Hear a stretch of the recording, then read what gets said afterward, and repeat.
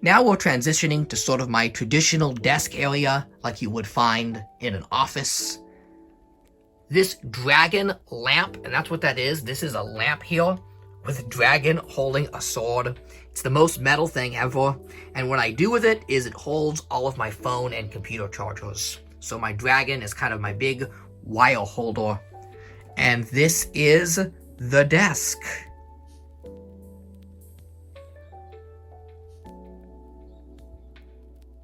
Starting from the top, we have a horn like Susan carries in Narnia, and a nice poster of the animals of the woodlands with all of their tracks. And figures from the Disney afternoon. Anyone grow up watching the Disney afternoon? And we just have fun figures everywhere. All sorts of cartoon characters. Classic Link, classic Shrek, and the only figure they ever made of Basil, the Great Mouse Detective. Here is a map of Narnia, based off the movies, not the book accurate map. A vintage Spyro the Dragon figure, quite like the sculpt on that one. And who can name this guy? Do you know who this is? This is the pixie from Harry Potter. Fun design. And I just thought he looked good, like he's taking flight there. So let's move down to the desk portion. This is my obligatory cup of coffee. Can you tell where I always keep my coffee? And up here on the desk, I just keep some really fun items. Here is a Fiona Warrior glass from Shrek Forever After that you can never drink out of because the paint used on it is lead. Goblet. A elf mermaid. She is an elf, see the pointy ears. Made of gold. 3D printed statue. Quite a stunner, if I say so myself, with the goblet especially. Here's another Ren Fair goblet with a Spyro pop on top. Spyro also translated very well to pop vinyl form. Some characters work as pops, others don't. This is my collection of roleplay games and Dungeons & Dragons game books. Ironclaw, for those curious, is the furry D&D roleplay game. The artwork in here is awesome, and it's actually a really good game. A lot of the expansion packs featuring different animal tribes are super cool. Very fun. This is my tablet. I use a Microsoft Surface. At one point in time, this thing felt like the future. Now it's kind of seeing its age, so I imagine down the line I will replace this. I used to, make videos and stuff on this, but now everything is done on my phone. How about that? I like this fuzzy canteen and this wooden spoon. I don't know, I just pick these things up at flea markets, and if they have that kind of Ren Fair aesthetic, I grab them. Same for this goat woodcut statue that somebody made. Someone spent a lot of work on that, only to sell it to me at a flea market for $1. Here's a beaver. Every figure here has some unique story behind it, right? So this beaver, see if it's got the name on it. Yeah, it does. Jeff Pigeon, who is a lead animator at Pixar. He wrote, most of Pixar's movies. I think he wrote Monsters, Inc., too. Not Monsters, Inc. 2, not Monsters University, but the original, the good one. And he made his own toy company, and he produced that beaver figure. This crown from Where the Wild Things Are, some sort of rare promo.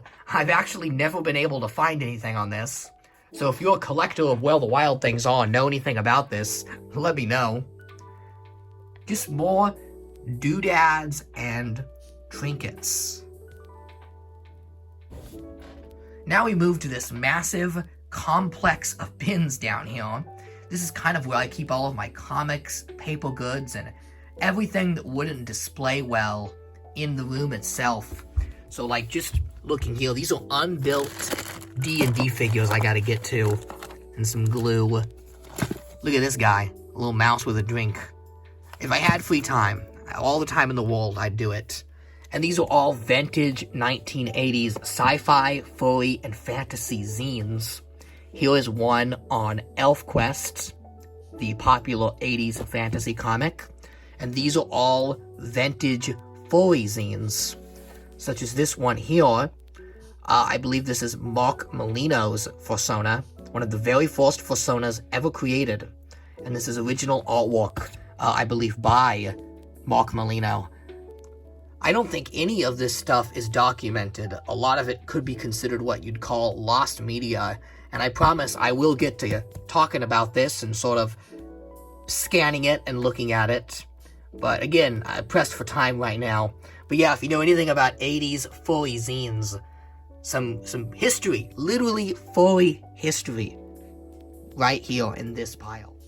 My comic book collection consists of 2 full long boxes. The first long box consists entirely of Genus and Furlough, which were the 2 longest running furry comics ever told. These ran from the early 90s to the mid-2010s, and just told a massive variety of furry stories and artists. Pretty much everyone who's anyone in the world of furry can be traced back to either Furlough or Genus. And for those curious, Furlough was kind of the PG-13 story-based comics where you'd see sci-fi and action and that sort of thing, while Genus was the R-rated adult comic book. For example, here's the special extra-large lesbian unicorn issue, which, if your collection doesn't have a special extra-large lesbian unicorn issue, who are you? But the covers on these are quite amazing. Gorgeous covers, so much so that I couldn't even bear myself to keep these in long boxes. I was given no choice but to hang a lot of them as wall art, which you will see across the room here. Comic covers are just so beautiful, so when you keep them cooped up in boxes like that, well, you don't really get to appreciate and enjoy the awesome artwork like this lovely bunny lady, dragon, and orc here. I mean, hello, look at them. This second box is what you would call more mainstream comics, aka regular comics, not weirdo furry comics. I just buy anything that's fantasy, that has a animal person on the cover. These are some vintage Elfquest comics. Oh, rock and roll. Hell yeah, this movie's one of my favorites. Ewoks. What else we got here? Werewolf. Haven't even read that one. Critters. That was another early furry comic. And I have a lot of Sonic. I got a lot of the Archie Sonic comics. There's issue 100. These ran for a long time. And they kind of had ups and lows.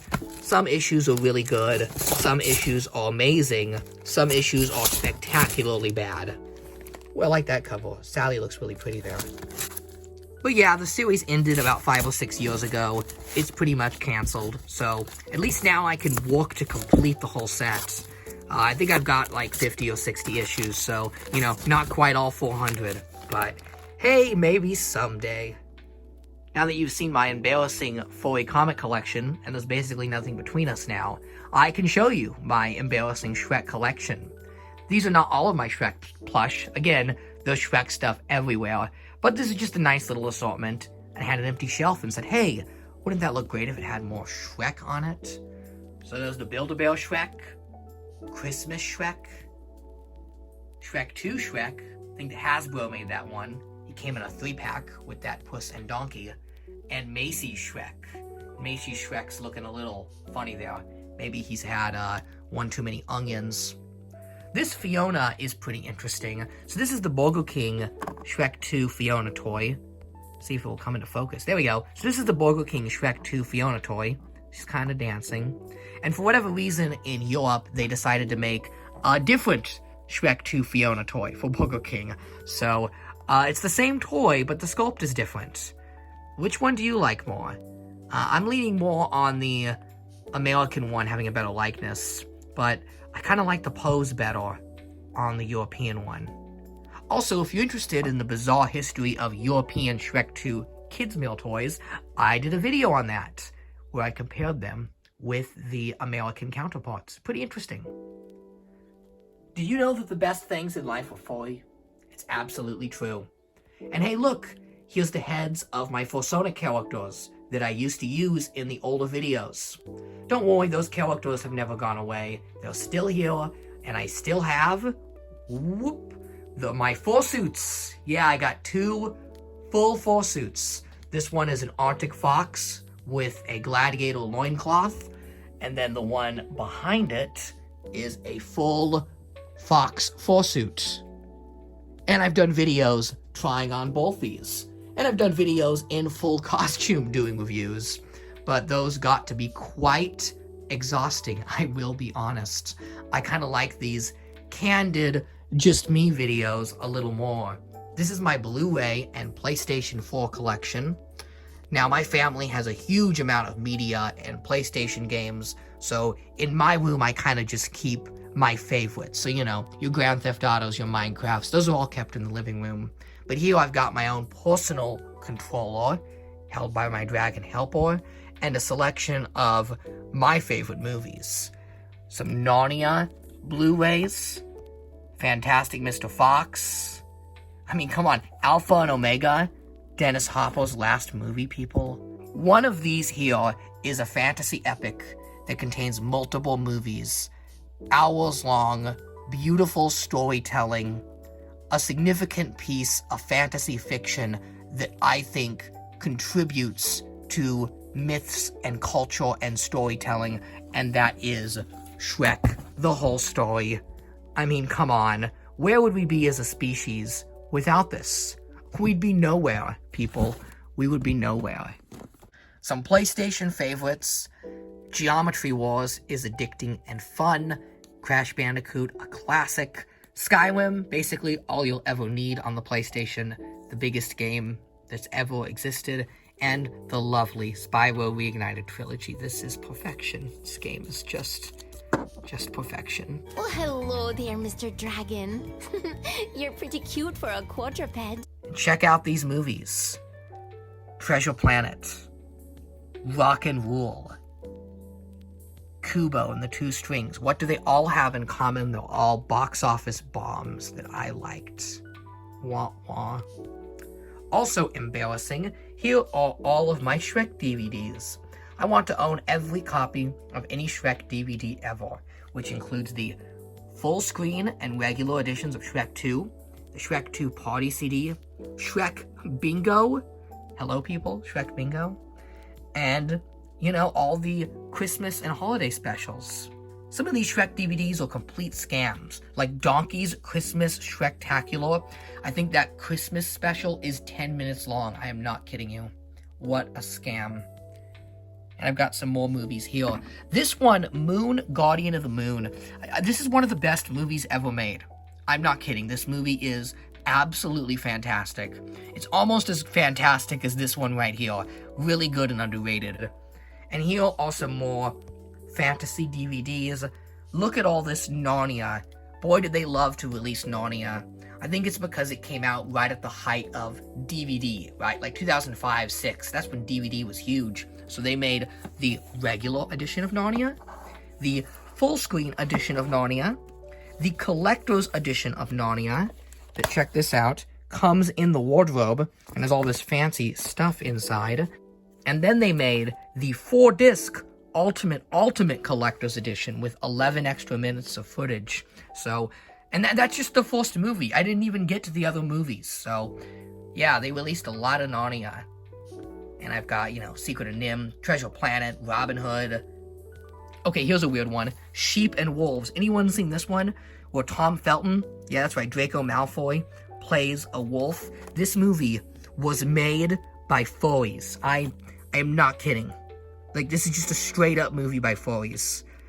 Fascinating movie. And it's a rare find, so I'm glad I have it. And now it's entered my life. And moving down here, now this bottom shelf I won't get into much. It's basically all of the inner workings of the fursuit. My fursuit has a lot of padding that gives it its animal shape. And if you've ever seen me in the fawn legs, that's what this is. All that there, that's the pieces that give the fawn legs its shape. And I keep everything in these Shein bags. If you ever shopped from the website Shein, they mail it in this nice bag. And it keeps dust out from getting on all that stuff. Now, I have 2 more shelves of figures. The first one is the sci-fi shelf. This is where I keep all of my space-related figures. that don't really fit the fantasy look I have going throughout the room. Star Fox, Bucky O'Hare, stuff like that. And this is my Sonic the Hedgehog shelf. I tried to avoid Sonic collecting as long as I did, but this Jack specific line is hard to resist. They are making the whole Sonic squad. Look how complete this image looks. All it needs is Blaze the Cat. Please, please, please give us Blaze the Cat. Let us hope. Over here is perhaps my strongest fursuit head, the realistic fox head, which is from a vintage fursuit from the 1990s. Also, I did a video trying that on. And there's Shrek, the Shrek puppet, seen in videos as well. So, moving to the closet, or what used to be the closet, because really, this is what I use as my closet, and this is Zootopia, where anyone can be anything. It's called a hustle, sweetheart. So yeah, I built Zootopia. Now, eagle-eyed viewers may remember the Calico Critter Town I built during the lockdowns. Now, most of the Calico Critter Town got dismantled and donated to secondhand shops, stuff like that. But what was left of the Critter Town was assembled and made into my miniature Zootopia display. A love letter to anthropomorphic characters, and one of my favorite movies, Zootopia. So you'll find lots of animals and characters here, as well as the Zootopia characters mixed in. And I've given the whole thing kind of a very Disneyland feel with the trolley and all. So take a look here and enjoy seeing all of these animal characters. This is the Zootopia police station playset, where I have the most Zootopia figures. Looks like we have two Nicks floating with Judy. Wow, Judy must be beside herself. Boy, she doesn't know. There's another Judy right there, and oh my goodness, does she have a weapon? I don't know, things are gonna get ugly right there. The Disney Infinity Zootopia figures. Such good sculpting on these, I really like them. There's Nick chilling and having his ice cream, just like in the movie. And up here, it looks like Nick and Judy have caught some bad guys. More stuff. Rudolph keychains. An action figure of Olive the Other Reindeer. Who remembers that great TV special from the 2000s? These freaky things. I just like them because they're freaky. And even more Calico Critters and figures. Yeah, I have a lot of Calico Critters, and fitting them all into one spot was difficult, but I did it. And these are Calico Critters from the 80s, when they were called Sylvanian Families, and they're all mint on the card. How about that? Moving on to the top shelf, one of my holy grails I've wanted in collecting, a cell, an animation cell from the TV special, Daniel, Mouse, and the Devil. A really cool Halloween special about a mouse and his mouse girlfriend facing off against the devil in court. It is so cool. You should watch it. It's on YouTube. We've got Ewok Telephone, the Bumble from Rudolph the Red-Nosed Reindeer, a gargoyle, just all sorts of weird stuff. And again, all flea market finds. I don't go after items. I'm not collecting one thing. Again, I'm collecting an aesthetic. So I just go to the flea market and I buy whatever I like, whatever fits my look. And that's how I have curated this bizarre assortment of items. And also how, Zootopia took over my closet. Now my real closet is right here. Real exciting for those that want to see, right? I've got some of my Ren Fair clothing, pajamas, and Shrek swim trunks. If you don't have a Shrek swimsuit, don't talk to me. Vintage, sealed Shrek 2 action figures. Oh yes. Now, the Shrek 1 figures are technically better, but the Shrek 2 figures are the ones I grew up with. On my, I believe, 4th birthday, my mother bought me these complete set of figures, and I played with them very nearly and dearly.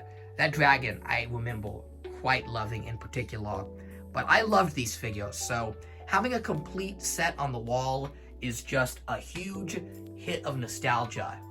Plus, the packaging shaped like Shrek's head, how can you not instantly love that? I am an opener. I generally open every action figure I get, unless it's something like a carded Ewok from the 80s. But in this case, when I had a chance to buy this collection, and I got them at a very fair price, I could not bring myself to open these figures. I just love the presentation way too much. And I remember seeing these on shelf at Target 20 years ago. So, how about that? We're nearly done, people. We're nearly done. My final section is just this last shelf of doodads and trinkets. Kind of another everything goes shelf. Like this weasel lunchbox and this Wind in the Willows statue. And my small but fun collection of Rankin Bass action figures. I love the Rankin Bass Christmas specials. I watch them every year. I make a point to watch them all. So owning these action figures is as close as I'm gonna get to owning the Rankin Bass puppets themselves. And finally, one last little shelf of trinkets. Some of my favorites, like the Cadbury Caramel Bunny in her seductive pose. This pewter gargoyle incense burner from the 80s. Put the incense in right there. My potion bottle.